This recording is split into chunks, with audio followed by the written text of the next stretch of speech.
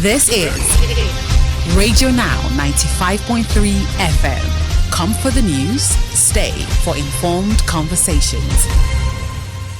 So, Mr. Tobatella, how about we step back for a moment and you could explain to us what exactly is going on right now between DeepSeek, OpenAI, and we understand that Alibaba has also just launched its own generative AI that is supposedly even more competitive than DeepSeek. So explain to us the dynamics involved.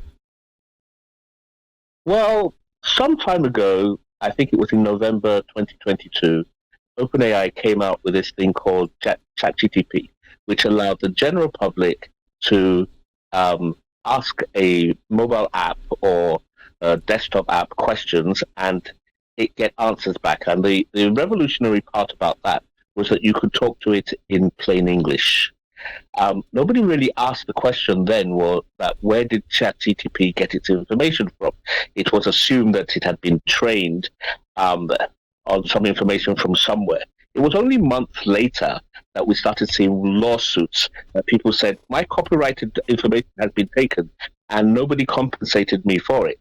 The answer that came out of OpenAI was that this was in the benefit of humanity, and that yes, we use the information, but copyright or no copyright in the benefit of humanity. Is that somebody out there in China, presumably not Argentina and not Iran, has taken some of their information. I think the principle is the fruit of the poisonous tree that didn't belong to you.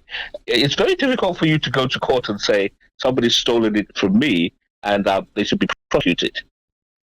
All right. So now, with this in mind, and with the sort of noise that we're hearing from Microsoft and OpenAI in the direction of DeepSeek, how do you think this affects the rest of the market? You've pointed out that yes, OpenAI had previously claimed that what they are doing is for the good of humanity. Do you think this is an argument that DeepSeek can make in defense of the accusations that are being leveled against them? I'm making the presumption that you've used DeepSeek. Hello, Mr. Tobatella. Yes, I can hear you. Can you hear me? Now we can hear you. Yes, sorry. I'm presuming that in your office you've used DeepSeek and you've got answers for it. I presume that those answers were in the benefit of humanity. I think generally people just want answers to something, and they want them from different perspectives. So DeepSeek, Seek, or underbelly Seek, as long as they give us value, we will continue using them. So, after the launch of DeepSeek, we saw the impact it had on the value of shares in big tech companies, particularly NVIDIA, which produces the chips that ChatGPT and Microsoft and whatnot run on. And there's a whole debate around how DeepSeek was created with even less competitive chips, if you like, and less quantities or numbers or values, whether that's financially or even the input than ChatGPT runs on. We saw NVIDIA lose more than $500 million. I forget the specific figure in value. And this was just over the course of a couple of days. It raises the question of whether the tech bubble in America has been burst essentially and burst for good by the tech developments in China. All you're seeing is economics in play. Everybody who does economics 101 understands that the value of something is what somebody is willing to pay for it. If you're the only person in town, then the value of that thing goes up. If you are not the only person in town, then the value is shared between the people that have the ability to give it to you. If all of a sudden thousands of people can give you that information, you're definitely not exclusive. And so what has happened is that the investors were investing in something that they thought was unique. And what DeepSeek has shown is that it isn't unique.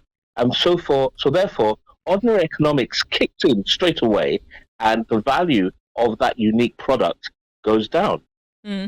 So let's come to what this all means for people in Nigeria, right? Whether that is the tech and I'm careful, tech bros or the tech community in Nigeria, or, the impact it would have on general society. You're right. I've tried DeepSeek. I've seen what the differences are between DeepSeek and ChatGPT. But real questions on what exactly the impact would be for us, especially since we're still grappling with internet penetration across the country.